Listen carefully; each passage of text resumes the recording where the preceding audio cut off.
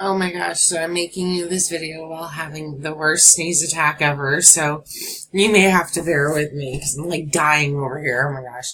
So I'm going to show you real quick just my foolproof way of.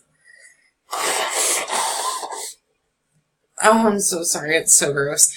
I'm going to show you my foolproof way that I always download Facebook Lives that has worked well for me for,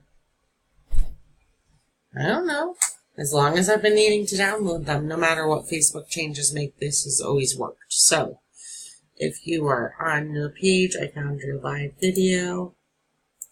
Oh, we're on Screen Cosmetics, so it's going to be a little slow. Show video URL. Copy. I'm going to send you this link.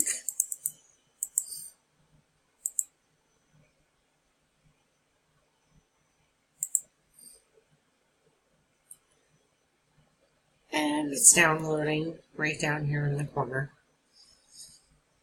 There's other ways that you can go about doing it.